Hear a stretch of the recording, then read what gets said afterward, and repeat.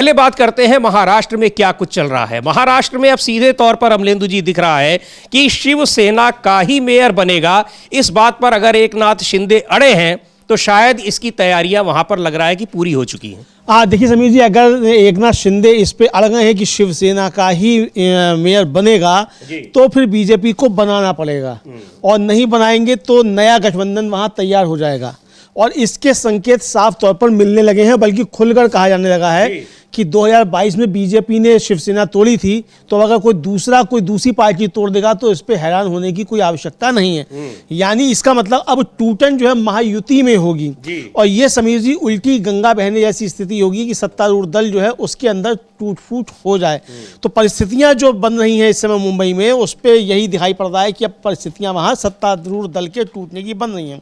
Shiv Sena UBT के नेता हैं आनंद दुबे, और आनंद दुबे ने साफ तौर पर कहा है कि अब नया गठबंधन तैयार हो रहा है और नया गठबंधन की नई शक्ल होगी। बड़ा खेल चल रहा है और ये खेल बहुत जल्द सबके सामने आ जाएगा, और मेयर किसका बनेगा ये आने वाले समय में तय हो जाएगा।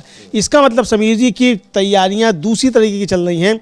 अब बीजेपी टूटेगी कि शिवसेना कौन सी टूटेगी ये पता नहीं, कौन टूटेगा कौन नहीं टूटेगा, लेकिन नया गठजोड़ बनेगा ये साफ संकेत अब मिल चुके हैं। नया गठजोड़ बनने की तैयारियां शायद हो चुकी हैं। बिल्कुल। और क्या कह रहे हैं शिवसेना के जो प्रवक्ता हैं आनंद दुबे, उनको हम सुनते हैं। लेकिन ये नया गठजोड़ बन रहा है, इसकी तैयारियां हो रही हैं, और एकनाथ शिंदे जिस तरीके से अड़े हुए हैं, यानी ऐसा लग रहा है कि वो या तो उनकी पार्टी का एकनाथ शिंदे की शिवसेना का मेयर बने मुंबई में, या फिर वो दूसरी जो शिवसेना है जिस शिवसेना से वो निकल कर आए थे उसके साथ गठजोड़ तैयार है। सुनते हैं आनंद दुबे क्या कह रहे हैं। वो कई बरसों में दोहराता है और कभी कभी जल्दी जल्दी दोहराता है। जिस प्रकार 2022 में हमारी पार्टी शिवसेना से एक गठ बाहर निकला था, सूरत में जाके उसकी गठ स्थापना हुई थी, उसका नाम था यस। अब इतिहास अपने आप को पुनः एक बार दोहराने जा रहा है। भारत की भूमि से हजारों किलोमीटर दूर स्विट्जरलैंड की धरा पर एक जगह है दावोस, वहां पर एक नया खेल चल रहा है, एक नई खिचड़ी पक रही है। दावोस की धरती पर एक नया गठ स्थापित होने जा रहा है, जिसका नाम बहुत ही रोचक है, रोमांचित करने वाला है। नाम है URS। आप पूछेंगे ये क्या है, तो यही तो खेल है पर्दे के पीछे। ये URS नाम का गठ दावोस की धरती पर बन रहा है। मतलब बड़ी पुरानी कहावत है ना, जैसी करनी वैसी भरनी, जो बोइएगा वही तो काटिएगा। आप हमारी पार्टी तोड़ते हो, कोई आपकी पार्टी तोड़ता है। आप सूरत में जाकर पार्टी बनाते हो, कोई दावोस में जाकर पार्टी बनाता है। लेकिन भारत की भूमि पर और महाराष्ट्र और मुंबई में खास करके एक नया गठ जल्द ही आएगा, ऐसी चर्चा भी हो रही है। सूत्रों के हवाले से खबर भी है। इस समय दावोस में भारत देश के बड़े बड़े राजनेता, बड़े बड़े व्यापारी, पूरी दुनिया के व्यापारी और राजनेता इकट्ठा हुए हैं। तो व्यापार के साथ साथ राजनीति भी हो रही है, खूब जम के हो रही है। जल्द ही महाराष्ट्र और मुंबई को एक नया गठ देखने भी मिलेगा, जिसका नाम होगा URS। तो URS बहुत रहस्यमयी तरीके से आनंद दुबे बता रहे हैं अमलेंदु जी। हालांकि वो इस तरह से इशारा कर रहे हैं जैसे सबकी समझ में बात आ रही है। URS से बात तो समझ में आ रही है, लेकिन वो देवास कह रहा हूँ, दावोस में बन रही है, स्विट्जरलैंड में बन रही है, वहां तो केवल देवेंद्र फडणवीस गए हुए हैं। हाँ, और राज्यों के मुख्यमंत्री गए हैं, और वो कह रहे हैं कि कई वहाँ व्यापारी भी गए हुए हैं। तो व्यापारी तो अब वहाँ जो है, जैसा कि खबर आ रही है कि वहाँ महाराष्ट्र सरकार के साथ अडानी का कोई कॉन्ट्रैक्ट हुआ है, तो भाई वो दावोस में क्या आवश्यकता थी, यहाँ भी हो सकता था वो। तो अब ये इनका इशारा क्या है कि वहाँ कोई नया, मतलब वहाँ भी राजनीति हो रही है व्यापार के साथ साथ। तो क्या अडानी के खिलाफ कोई मोर्चा यहाँ तैयार हो रहा है? तो क्या शिंदे अब अडानी के खिलाफ मोर्चे में शामिल होने जा रहे हैं? तो ये कह रहे हैं कि किसी ने हमारी पार्टी तोड़ी थी, हम किसी की पार्टी तोड़ेंगे, या बीजेपी के कुछ पार्षद टूट रहे हैं, ये भी हो सकता है बीजेपी के पार्षद टूट रहे हों। तो यानी अब संकट जो है वो महायुति पे तो है समीर जी, 100% संकट। महायुति इस तरीके का दिखाई नहीं देगा आज शाम के बाद जिस तरीके का है, ये समझा जा सकता है। जी बिल्कुल। और जो यूआरएस बार बार इसका जिक्र कर रहे हैं, रहस्यमय तरीके से मुस्कुरा रहे हैं, मुस्कान उनकी दिखाई पड़ रही है, खुशी दिखाई पड़ रही है, तो ये लग रहा है कि कहीं और उधर एकनाथ शिंदे शिवसेना का मेयर बनाने पर अड़े हुए हैं, तो कहीं ये उद्धव राज और शिंदे की बात तो नहीं हो रही है। हाँ, ये उद्धव राज और शिंदे की भी हो सकती है, क्योंकि यूआरएस से तो वही मालूम पड़ता है, क्योंकि वो ईएसएस जो कह रहे थे तो वो एकनाथ शिंदे की ईएसएस कह रहे थे, शिवसेना। तो अब यहाँ यूआरएस का मतलब है कि उद्धव राज और शिवसेना। तो उद्धव राज शिवसेना, तो क्या अब ये गठजोड़ हो रहा है, क्या शिंदे की घर वापसी होगी? हो भी सकती है। हाँ, अब जिस तरीके से वो कह रहे हैं कि हाँ शिवसेना का, ये तो उन्होंने कहा नहीं क्या शिवसेना क्या कैसे, और चूंकि सबको पता है उनके पास तो 29 पार्षद ही हैं, अकेले तो वो बना नहीं सकते हैं, लेकिन हाँ अगर उनके पास 66 पार्षद वाले शिवसेना यानी उद्धव ठाकरे गुट की शिवसेना मिल जाती है, तब फिर निश्चित तौर पर मुंबई में शिवसेना का ही मेयर एक बार फिर बन जाएगा, ऐसा माना जा रहा है। और जो संकेत दिखाई पड़ रहे हैं शिवसेना के जो प्रवक्ता, जिसको आनंद दुबे जो अभी बोल रहे थे, हम लोगों ने सुना, उनकी बातों से यही लग रहा है। लेकिन अब दावोस में क्या कुछ हो रहा है ये थोड़ा अभी खुलना बाकी है। इसके बीच में उनका जो कहना था, वो बिटवीन द लाइंस क्या कहना चाह रहे हैं उस पर अभी बहुत सारी बातें होंगी। लेकिन यूआरएस से तो ये मतलब साफ है कि मुंबई में शिवसेना का मेयर बनाने के लिए उद्धव ठाकरे और एकनाथ शिंदे, इन दोनों गुटों की एक तरह से जो गतिविधियां हैं, या कह लीजिए कि अंदर ही अंदर राजनीतिक खिचड़ी पक रही है, ये दिखाई पड़ रहा है। हाँ, अंदर ही अंदर कोई ना कोई राजनीतिक खिचड़ी बहुत जबरदस्त पक रही है, चूंकि जो कुटिल मुस्कान है आनंद दुबे जी की, वो इसकी तरफ इशारा कर रही है। अच्छा, और ये भी हो सकता है समीर जी कि माइनस एकनाथ शिंदे पूरी शिवसेना जो है वो यूबीटी में शामिल हो जाए, क्योंकि जो लोग जीत के आए हैं शिवसेना के टिकट पर भी, वो सब जो है वो मराठी अस्मिता वाले ही लोग हैं। और अगर बीजेपी का वहां मेयर बनेगा तो राजनीति खत्म, मराठी मानुष की राजनीति करने वालों की।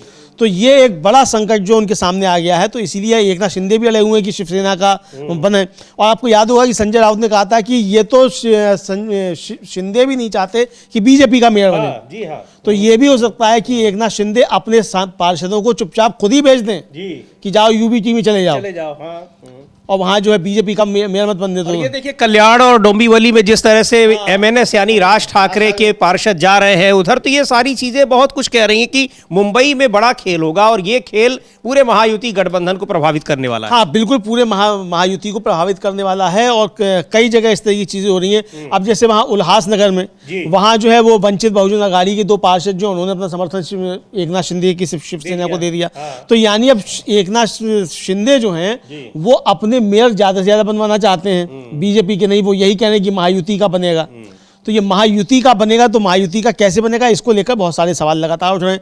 तो वहां महाराष्ट्र में कोई ना कोई गड़बड़ बहुत ज्यादा बड़ी है समीर जी, ये समझ में आ रही है। और बीजेपी की तरफ से खामोशी बरती जा रही है, बिल्कुल किसी तरीके का कोई बयानबाजी नहीं आ रही है कि किसका बनेगा किसका नहीं बनेगा। पहले तो बहुत कूद रहे थे, ये मीडिया भी खूब चिल्ला रहा था कि हिंदुत्व के धुरंधर देवेंद्र फडणवीस 30 साल के बाद बीजेपी का जो है वो मेयर बनने जा रहा है, पहली बार बीजेपी का मेयर बनने जा रहा है।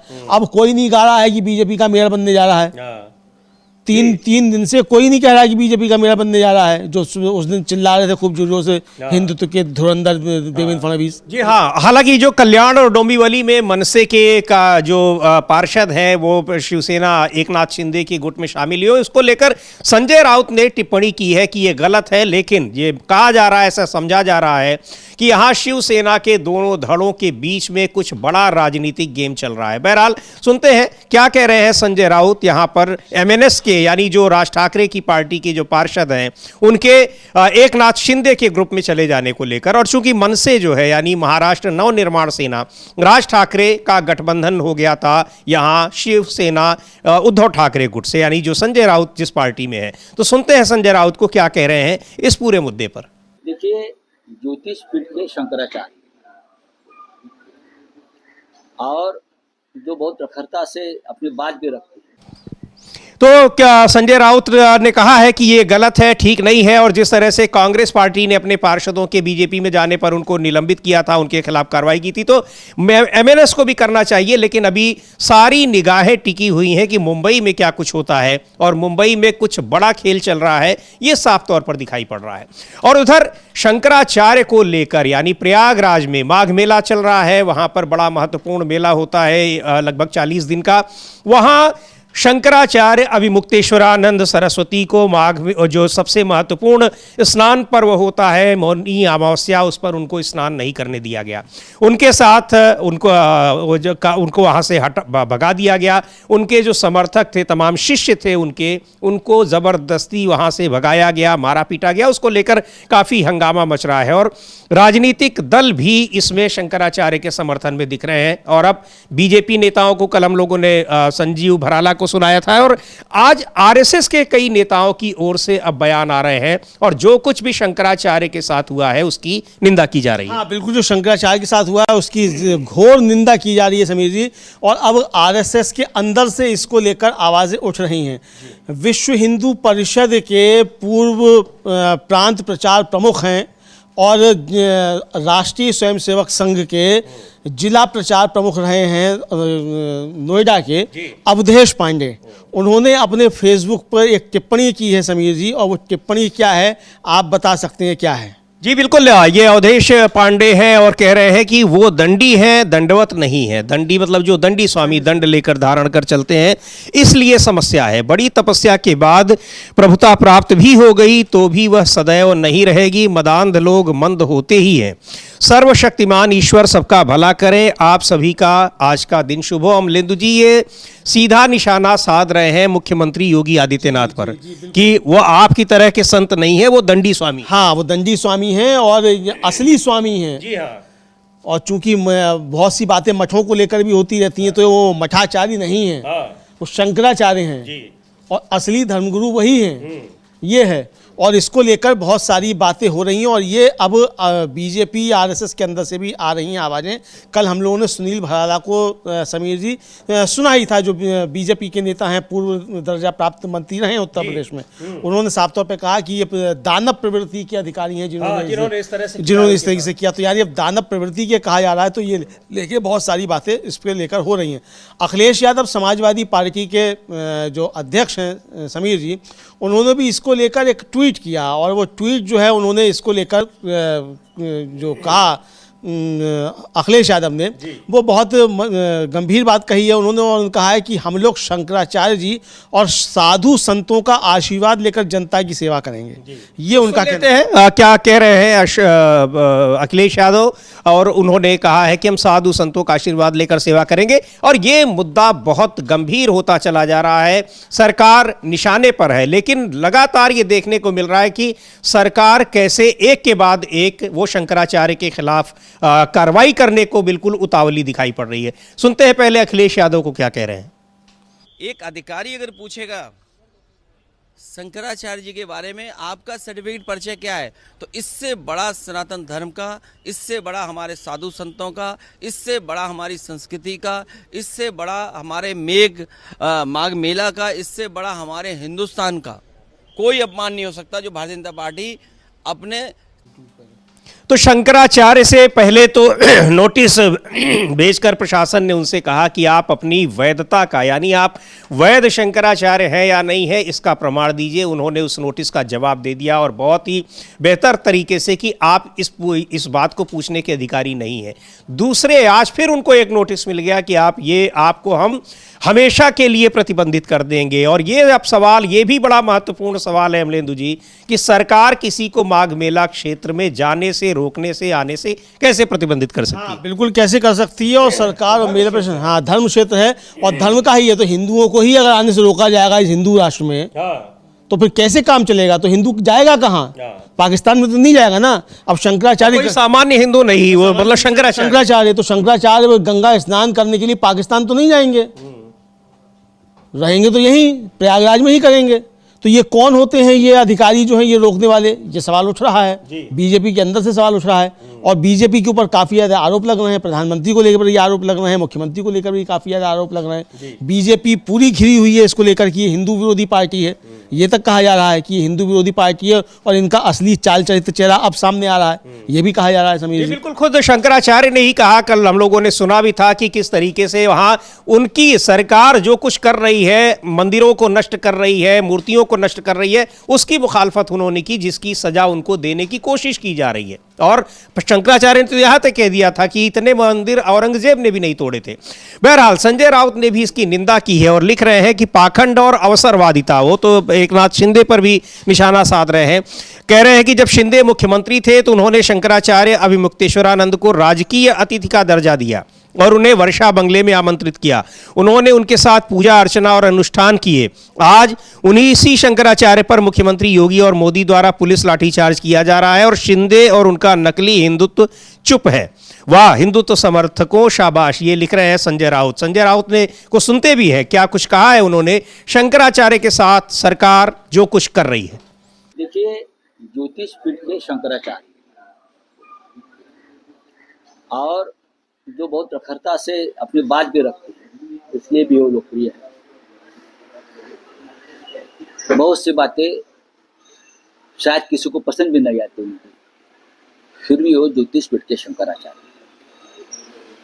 जिस तरह से उनके ऊपर उत्तर प्रदेश में योगी जी के सरकार ने पुलिस द्वारा हमला किया है, वो बहुत चिंता का विषय है। और जो अपने आप को हिंदुत्ववादी मानते हैं या हिंदुत्व का ढोंग करते हैं, उनके लिए भी चिंता का विषय होना चाहिए। पूरे देश में उनको स्टेट गेस्ट, राज्य अतिथि का दर्जा मिला है। महाराष्ट्र में आए थे तो मातोश्री पर आए थे, हमने उनकी सम्मान पूजा अर्चा सब किया। बाद में उनको निमंत्रित किया, मुख्यमंत्री शिंदे मुख्यमंत्री थे तो उनके सरकारी आवास पर वर्षा बंगले और मुख्यमंत्री जी ने भी शंकराचार्य जी को राज्य अतिथि का दर्जा दिया था। ऐसे शंकराचार्य के ऊपर हमला होता है और आज के एकनाथ शिंदे उनके ऊपर अपनी बात भी नहीं रख पाते, निषेध भी नहीं कर पाते कि आपके गुरु है, आपने उनके चरण धोकर तीर्थ प्राशन किया है वर्षा बंगले, आपने उनको राज्य अतिथि का दर्जा दिया है, तुम्हारे गुरु के ऊपर हमला हो रहा है, ये हिंदुत्व के ऊपर हमला है, लेकिन आप बात नहीं करते, आप निषेध नहीं करते। ये क्या है? ये है ढोंगी हिंदुत्व, नकली हिंदुत्व, बोगस हिंदुत्व, स्वार्थी हिंदुत्व। लेकिन हम शिवसेना उद्धव बालासाहेब ठाकरे ये घटना की कड़ी निंदा हम कर रहे हैं। तो बड़ी बात ये कह रहे हैं कि आप जिनका सम्मान किए, आपने राजकीय अतिथि बनाया है, आपने उनका चरण स्पर्श किया है, आप उनके ऊपर हमला हो रहा है तो आप कुछ बोल भी नहीं पा रहे हैं। ये कौन सी मजबूरी है? लेकिन बोल तो कोई नहीं पा रहा है। बोल तो मोहन भागवत भी नहीं पा रहे हैं। हाँ। हिंदुत्व के सबसे बड़े ठेकेदार बनते हैं, हिंदुओं के सबसे बड़े ठेकेदार बनते हैं, मुंह से एक शब्द नहीं निकला मोहन भागवत के। कहाँ चले गए? पाकिस्तान गए हुए हैं घूमने क्या, जो शंकराचार्य के ऊपर कुछ नहीं बोल पा रहे हैं? सवाल तो उठेगा ना कि आप अगर शंकराचार्य पे कोई पुलिस लाठीचार्ज कर रही है और उनका दंड गिराया जा रहा है, उनकी पालकी गिराई जा रही है, तो कैसे हिंदुत्व की बात करते हैं मोहन भागवत? फर्जी हिंदुत्व की बात करते हैं, ये सवाल तो उठेगा। हिंदुओं के सबसे बड़े धर्माचार्य जो हैं उनके ऊपर अगर हमला होगा और मोहन भागवत खामोश बैठे रहेंगे, कैसे हिंदू हैं? ये साबित करने का समय था मोहन भागवत को वो हिंदू हैं। बिल्कुल वही कह रहे हैं कि ये जो संजय राउत कह रहे हैं कि अगर आप कुछ बोल भी नहीं पा रहे हैं, एक शब्द आप उसकी निंदा भी नहीं कर पा रहे हैं, विरोध भी नहीं कर पा रहे हैं, तो इसका मतलब ये पाखंड है और आप नकली हिंदू हैं। बहुत ही उन्होंने तल्ख अंदाज में कहा। और यही नहीं, बहुत सारे जो संत धर्माचार्य हैं वहाँ माघ मेले में मौजूद है इस समय, जो नहीं भी हैं वो भी शंकराचार्य के इस अपमान को लेकर कड़ी निंदा कर रहे हैं। और वहाँ शंकराचार्यों ने, जो दूसरे पीठ के शंकराचार्य हैं, उन लोगों ने भी अभिमुक्तेश्वरानंद के समर्थन में आकर सरकार की निंदा की है, जो कुछ उनके साथ हुआ है, और इसको हिंदू धर्म पर हमला बताया है। स्वामी स्वरूपानंद है शंकराचार्य परिषद के, माफ कीजिएगा, स्वामी आनंद स्वरूप, वो क्या कुछ कह रहे हैं उनको भी सुनते हैं। और तमाम जो राजनीतिक दल हैं उनकी ओर से भी समर्थन मिल रहा है लगातार शंकराचार्य को, लेकिन सरकार उनको फिर एक नोटिस भेजा गया है बेला प्रशासन की ओर से। और यही नहीं, एक जो ट्रोल आर्मी होती है वो उनके पीछे लगा दी गई है उनको नकली बताने में। सवाल ये है कि वो शंकराचार्य के तौर पर, चाहे बड़े जो अभी संजय राउत कह रहे थे कि कई राज्यों में अतिथि बनकर गए, प्रधानमंत्री नरेंद्र मोदी ने खुद उनसे आशीर्वाद लिया या फिर और भी जगहों पर, तब क्या वो शंकराचार्य असली थे और आज नकली हो गए? हाँ बिल्कुल, ये सवाल है समीर जी। और देखिए मजे की बात क्या है कि हिटलर और मुसोलिनी के चेले जो हैं विदेशी तस्वीर हम लोग देख सकते हैं। हाँ, एक बार अमलेंदु जी, जो तस्वीर ये वही स्वामी अभिमुक्तेश्वरानंद है, शंकराचार्य, जिनका प्रधानमंत्री नरेंद्र मोदी आशीर्वाद ले रहे हैं। और ये अब ये अचानक जो है बन गए हैं नकली शंकराचार्य। लेकिन हैरानी की बात यह है अमलेंदु जी, प्रधानमंत्री का भी एक भी ट्वीट नहीं आया है भारत में ही। इस सहयोग की बात है कि इस समय विदेश में भी नहीं। हाँ, विदेश में नहीं है। और ड्रोन भी उनका उड़ रहा है। ड्रोन से देख भी लेते हैं कहाँ क्या हो रहा है, मगर ड्रोन से नहीं देख पाया कि शंकराचार्य पर लाठी चल रही है। ये नहीं देख पाया प्रधानमंत्री ड्रोन से। लेकिन समीर जी, मजे की बात यह कि जो मैं कह रहा था कि हिटलर और मुसोलिनी के चेले जो हैं, काली टोपी लगाने वाले, वो जो हैं वो बता रहे हैं कि कौन धर्माचार्य असली है कौन नकली है। अरे पहले खुद तो साबित हो जाओ कि तुम भारतीय और हिंदू भी हो कि नहीं हो।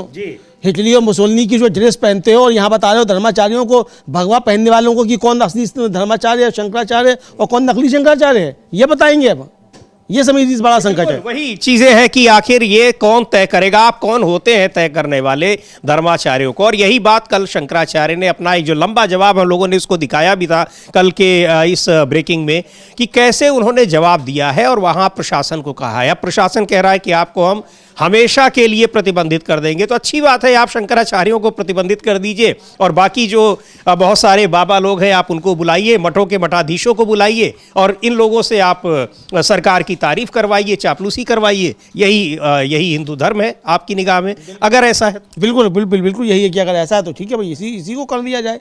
तो ये जो है देखा जाएगा। तो हम लोग सुन सकते हैं कि स्वामी आनंद स्वरूप जो है वो क्या कहते हैं। जी बिल्कुल, शंकराचार्य परिषद के अध्यक्ष हैं और सुनते हैं उनको क्या कह रहे हैं। ओम नमो नारायण।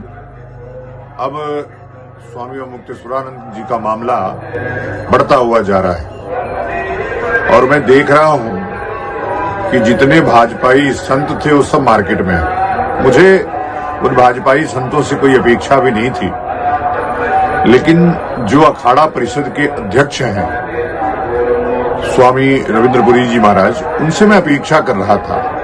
यह समय यह सिद्ध करने का नहीं कि स्वामी अभिमुक्तेश्वरानंद जी शंकराचार्य हैं नहीं है, क्या है।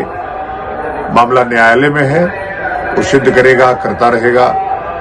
कई पीढ़ियों का ये मुकदमा है, शायद मुकदमे से हल भी नहीं होगा। मैं तो हमेशा से चाहता हूं कि संतों का मुकदमा शंकराचार्यों के न्यायालय में ही हल हो जाए, लेकिन संत कभी इस बात पे विचार नहीं करते कि उनकी मर्यादा, उनकी परंपरा कैसे बचेगी। अब प्रयागराज माघ मेला संतों की परंपरा सिखा रहा है और हम भाजपा को खुश करने में उनके पक्ष में लगे हैं, उनके पक्ष में बयान दे रहे हैं। देखिए क्या है रविंद्रपुरी जी महाराज, आपका मैं बहुत आदर करता हूं, आप बड़े भोले भाले संत हैं, लेकिन आप सत्ता से बहुत डरते हैं। मैं देखता हूं अखाड़ा डरने के लिए नहीं बना था, अखाड़ा राजाओं से लड़ने के लिए ही, धर्म की रक्षा के लिए बना था। और मुझे उम्मीद है कि पुनर्विचार करेंगे आप कि जिस प्रकार से चुटिया खींची गई ब्राह्मणों की, बटुकों को जिस प्रकार से पीटा गया, उसको लेकर के आप जरूर माघ मेला प्रशासन के ऊपर कार्रवाई कराएंगे, ऐसी हम उम्मीद करते हैं। मैं रामभद्राचार्य जी से कोई अपेक्षा नहीं कर सकता, क्योंकि वो भाजपा से ही उनकी गाड़ी चल रही है। आप तो इतने बड़े मनसा देवी ट्रस्ट के अध्यक्ष हैं और मनसा देवी ट्रस्ट या निरंजनी अखाड़ा तब भी था जब भाजपा अस्तित्व में भी नहीं थी। तो इसलिए महाराज जी आपसे बहुत अपेक्षा है, आप इस तरह के अनर्गल प्रलाप बंद करिए और इस समस्या का समाधान खोजिए।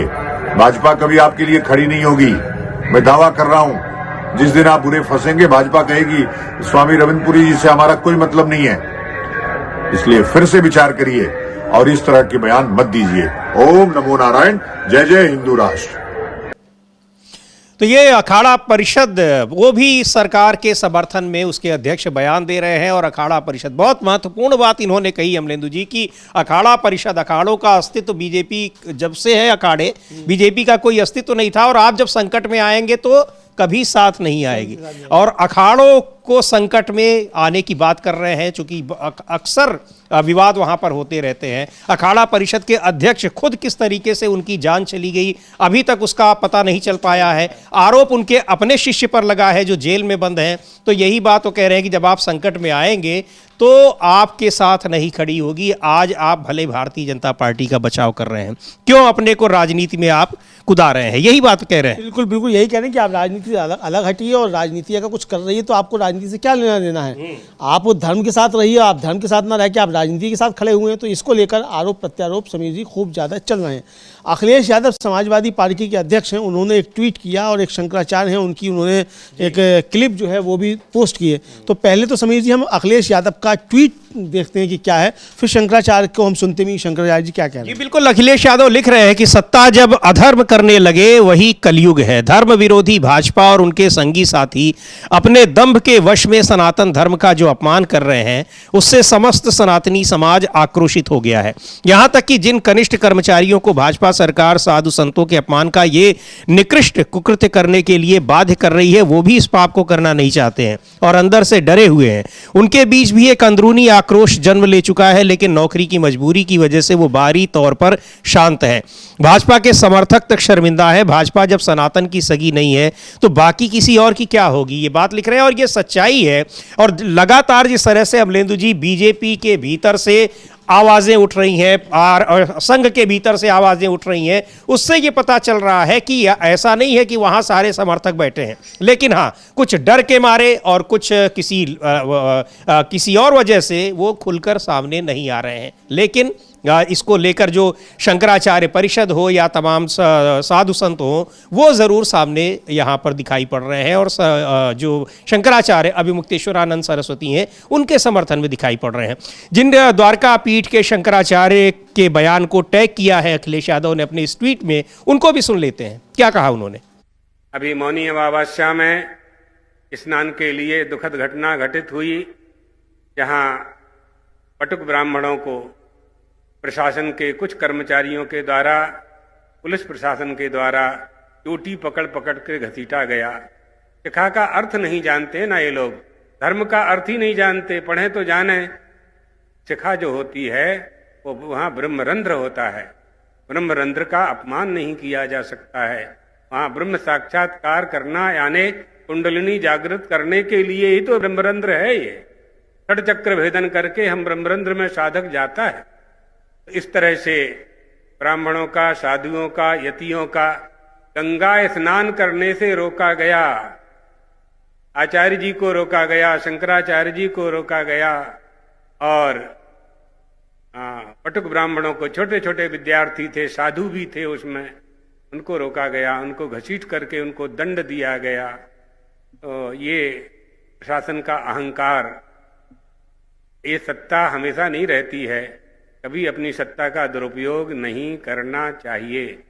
गंगा स्नान करने से, गंगा स्नान करने जाने वाले लोगों को, गंगा स्नान से रोकने वालों को गो हत्या का पाप लगता है। ये शास्त्र वचन है, मेरा वचन नहीं है, शास्त्र का वचन है। गंगा स्नान करने में जो विघ्न डालता है उसे गौ हत्या का पाप लगता है। इसलिए ऐसा काम कभी नहीं करना चाहिए। यदि कोई बल हमें प्राप्त हुआ है, कोई शक्ति हमें प्राप्त हुई है, कोई ताकत हमें प्राप्त हुई है, उसका दुरुपयोग नहीं करना चाहिए। प्रशासन के इस कृत्य की हम घोर निंदा करते हैं। तो ये इस कृत्य की निंदा कर रहे हैं, प्रशासन ने जो कुछ भी किया है, और इसको लेकर बहुत सारे समर्थन में, शंकराचार्य के समर्थन में है, सरकार की निंदा हो रही है, लेकिन सरकार एक के बाद एक नोटिस उनको भेजे जा रही है। और उधर लखनऊ में समाजवादी पार्टी के तमाम कार्यकर्ताओं ने वहां पर समाजवादी पार्टी कार्यालय के बाहर बैठकर प्रदर्शन कर रहे हैं और शंकराचार्य के समर्थन में। ये वो तस्वीरें हैं, इसको हम चाहेंगे फुल स्क्रीन पर देखें कि शंकराचार्य का अपमान नहीं सहेगा हिंदुस्तान। और बहुत सारे समाजवादी युवजन सभा के जो कार्यकर्ता हैं उन्होंने वहां पोस्टर लगाए हुए हैं और वहां उनके समर्थन में ये प्रदर्शन कर रहे हैं। हाँ बिल्कुल, शंकराचार्य के समर्थन में प्रदर्शन हो रहे हैं और ज़बरदस्त प्रदर्शन हो रहे हैं। बीजेपी बुरी तरीके से घिरी हुई है। हिंदुओं के सर्वोच्च धर्मगुरु का अपमान करके जिस तरीके से बीजेपी सरकार ने किया है, उससे बीजेपी ज़बरदस्त तरीके से घिरी हुई है। मोहन भागवत और नरेंद्र मोदी दोनों के ऊपर बहुत ज़्यादा सवाल उठ रहे हैं कि हिंदुओं के सर्वोच्च धर्मगुरु के अपमान पर ये दोनों खामोश क्यों हैं। बीजेपी की तरफ से अभी तक कोई आधिकारिक प्रतिक्रिया क्यों नहीं आई है? नितिन नवीन ने अभी तक इसकी कोई निंदा क्यों नहीं की? जांच कराने का आदेश क्यों नहीं दिया? ये भी आ रहा है। नए अध्यक्ष बने हैं, नए अध्यक्ष बनते ही सबसे पहले यही संकट उनके सामने आया है। तो बीजेपी काफ़ी ज़्यादा घिरी हुई है, आरएसएस काफ़ी ज़्यादा घिरा हुआ है कि शंकराचार्य का अपमान आपकी सरकार करा रही है, आपके मुख से एक शब्द भी क्यों नहीं निकल रहा है? लेकिन एक बड़ा सवाल ये है अमलेंदु जी, जो ये आपने बात कही है, चलिए राजनीतिक दलों की मजबूरी हो सकती है, अपनी सरकार के विरोध में हो सकता है प्रधानमंत्री भी अब ये हिम्मत न कर पाते हो, क्योंकि उनको ही पता है कि 240 सांसदों के साथ हम सरकार चला रहे हैं और उत्तर प्रदेश सबसे बड़ा राज्य है, उनको हम सीधे चुनौती नहीं दे सकते हैं।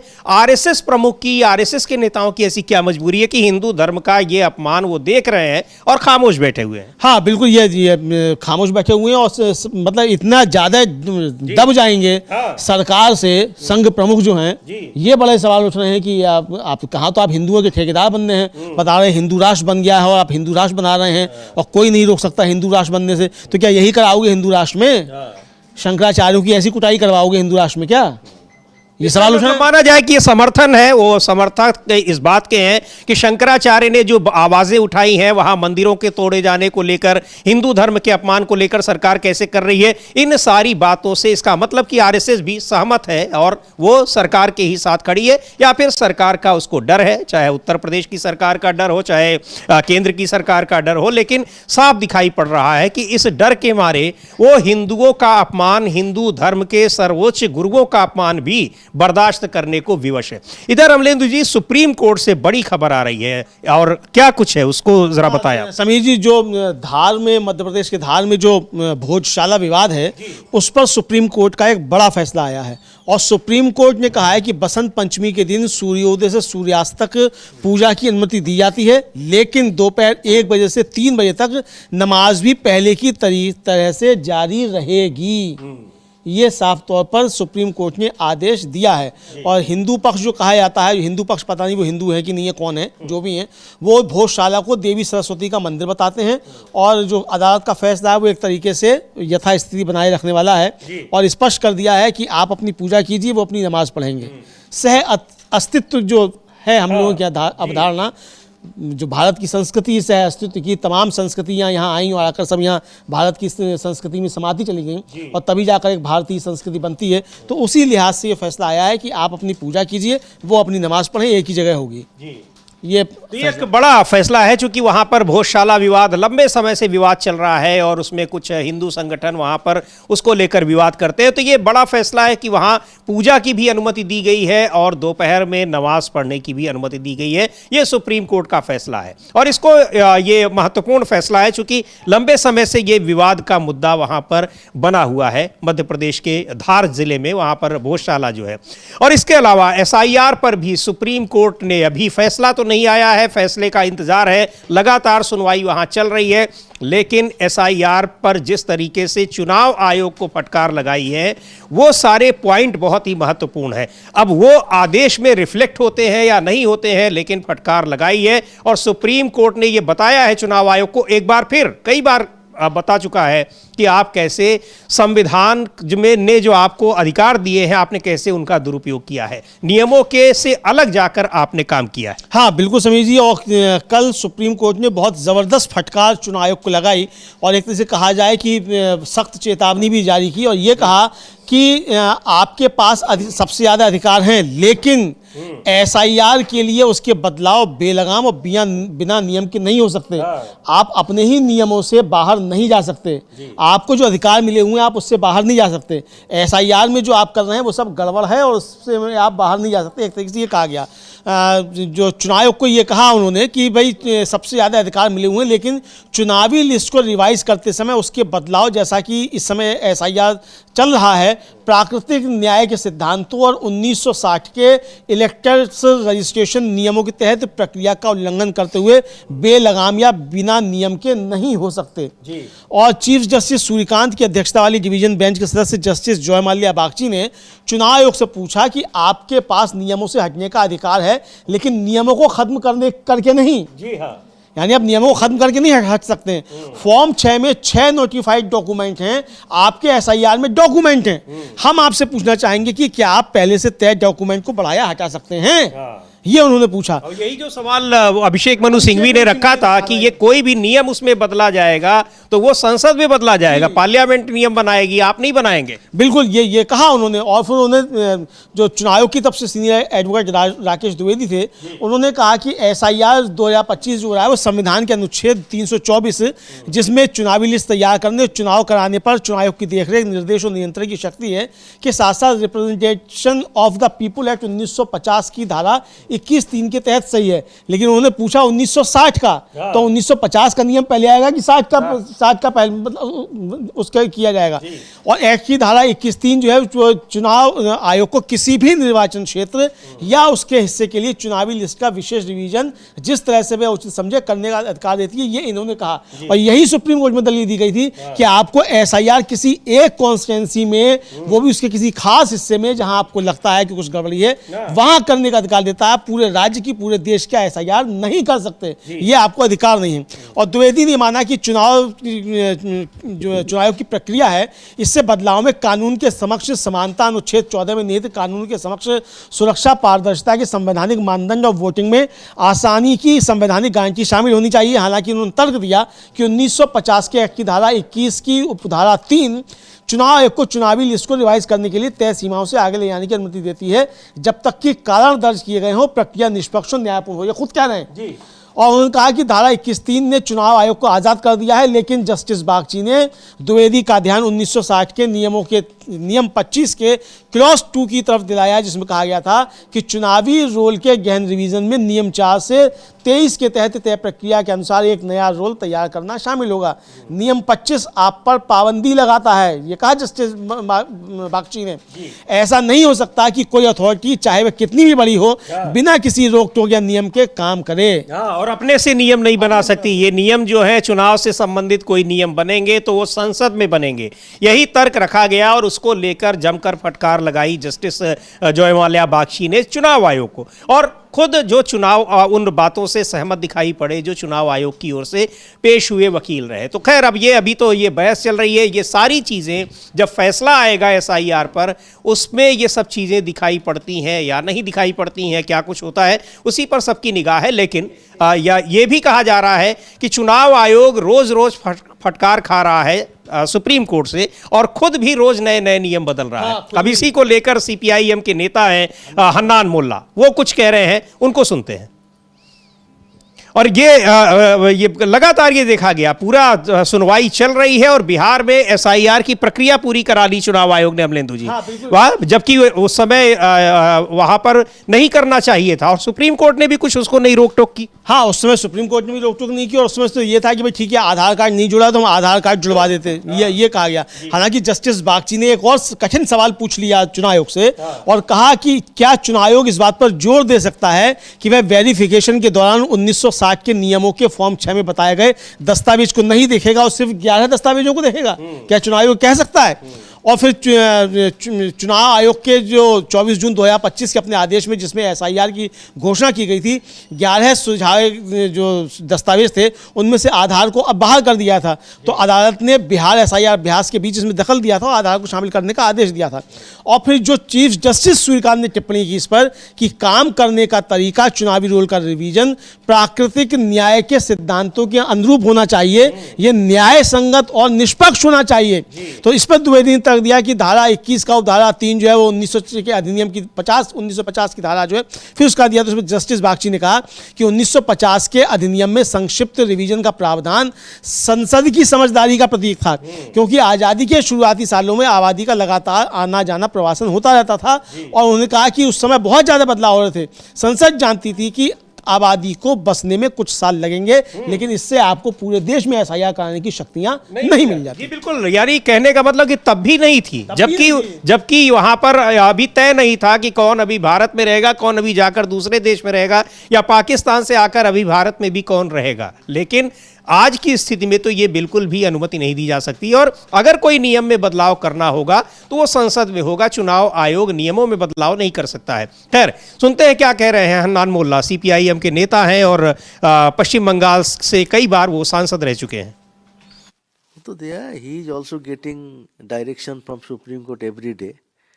after getting whipping from Supreme Court, he is extending date, changing personnel, and all these things are doing. Because all things are not doing properly. It shows that when he is forced to accept Supreme Court suggestion and change his decision again and again. So let us see how ultimately it ends, because peoples are not happy and doubts are there. Their voter name may be deleted and they may lose their voting rights. On that count, the peoples have anxieties. Let us see what else. तो कह रहे हैं हन्नान मुल्ला कि ज्ञानेश कुमार पश्चिम Bengal police को SIR नियमों को सख्ती से लागू करने का निर्देश उनको सुप्रीम कोर्ट में मिल रहा है, लेकिन हर दिन सुप्रीम कोर्ट से भले ही निर्देश मिल रहे हो चुनाव आयोग को, कोर्ट वहां पर वो डेडलाइन बढ़ा रहे हैं, कर्मचारियों को बदल रहे हैं और दूसरे बदलाव कर रहे हैं, क्योंकि चीज़ों को ठीक से संभाला नहीं जा रहा है। इससे पता चलता है कि सुप्रीम कोर्ट के सुझावों को मानने के लिए मजबूर किया जा रहा है और वो बार बार फैसले बदलते रहते हैं। ये तो समीर जी एसआईआर जीएसटी की तरीके से हो गया। ये जीएसटी में 1000 संशोधन हो चुके हैं, मुझे लगता है कि 100 से ज़्यादा संशोधन तो इस एसआईआर में हो चुके हैं 6 महीने में, और बंगाल में तो और कम में 3 महीने में जी। तो यहाँ 100 से ज़्यादा संशोधन जो हो चुके। अब ज्ञानेश कुमार जी शपथ पत्र देकर कहें, हलफनामा देकर कहें या राष्ट्र से माफ़ी मांगे कि एसआईआर में सब कुछ ठीक ठाक था।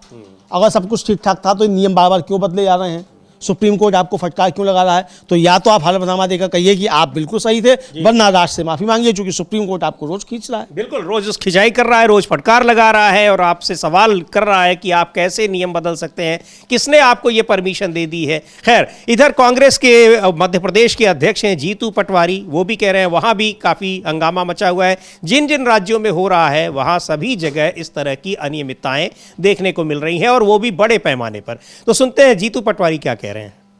मैं मानता हूं कि एसआईआर का काम चल रहा है और एसआईआर के काम में भारतीय जनता पार्टी आदिवासियों के वोट डालने के अधिकार को छीन रही है। जो पलायन करते हैं हमारे आदिवासी भाई, उनको भारतीय जनता पार्टी नाम कटाने पे तुली है। मैं सारे बीएलओ जो सरकारी कर्मचारी होता है, जो कलेक्टर, जो आरओ, उसको चेताना चाहता हूँ, अगर एक जगह भी आपने गलत नाम जोड़े और सही नाम काटे तो हम कांग्रेस का कार्यकर्ता बूथवार बीएलओ पे एफआईआर दर्ज कराएगा। जिसने भी लोकतंत्र में लोकतंत्र वोट के अधिकार को छीनने की कोशिश की और बीजेपी के साथ हुआ, 90% लोग, 95% लोग ईमानदारी से काम कर रहे हैं, 5% बीएलओ बीजेपी के हिसाब से काम कर रहे हैं। मैं उनको चेताना चाहता हूं, अगर आपने कहीं भी गलत नाम जोड़े और सही नाम काटे तो लोकतंत्र में इसका अपराध है और उस अपराध को, अपराधी को सजा देगी कांग्रेस। जिस बूथ पर ऐसा हुआ और हमें मिला तो 28 में कांग्रेस की सरकार बनेगी। उससे पहले कोर्ट से हम आप पर मुकदमा लगवाएं तो लगवाएंगे, छोड़ेंगे नहीं। तो अगर इस झंझटों से बचना है तो बीजेपी की बात मत मानो, और इन झंझटों से में पढ़ना है तो फिर मुकदमे के लिए तैयार रहो। कांग्रेस पार्टी सीधा स्पष्ट तौर पर आज इस सेंधवा की धरती से सारे हमारे कर्मचारियों से आग्रह करना चाहती है, हमें आपसे कोई नफरत नहीं है, आप ईमानदार लोग हो, ईमानदारी से आपने काम किया, ईमानदारी से काम करोगे। पर अभी 3 तो बीएलओ जब किसी का नाम काटेंगे या बिगाड़ेंगे, अमलेंदु जी, वही सवाल है कि बीएलओ पर आ रहा है, लेकिन यहाँ तो सब कुछ सेंट्रलाइज्ड सिस्टम तय कर रहा है। नहीं है कि उसके जैसी लॉगिन करता है, मालूम, ये यारों को नहीं पता, यारों को नहीं पता है, डीआरओ को नहीं पता है, मतलब जिनका अधिकार है उनको ही नहीं पता है, और नाम कट जा रहा है तुरंत। जब वो लॉगिन करते, जैसी लॉगिन करते मालूम पड़ता है उनके नाम से ही जो चला गया नोटिस, उन्हें मालूम ही नहीं है कि नोटिस चला गया है किसी को। तो ये तो सब किया जा रहा है, और ये उसके स्क्रीनशॉट भी सुप्रीम कोर्ट में पेश किए गए हैं कि ये किस तरीके से वहाँ जो हो रहा है। तो ये अब ये देखना है कि जिस तरीके से फटकार लग रही है इसको, ये अब देखा जाएगा समीर जी। और आज एक और घटना हुई है, एक तो जो आजकल जो राज्यपाल हैं, जो खासतौर से विपक्ष शासित जहाँ सरकारें हैं, वहाँ राज्यपालों को आजकल एक बड़ा शौक चल रहा है कि विधानसभा से बिना बहिर्गमन, पहले विपक्ष करता था बहिर्गमन, अब राज्यपाल करने लगे हैं, और ये बड़ी अच्छी परिपाटी चली है।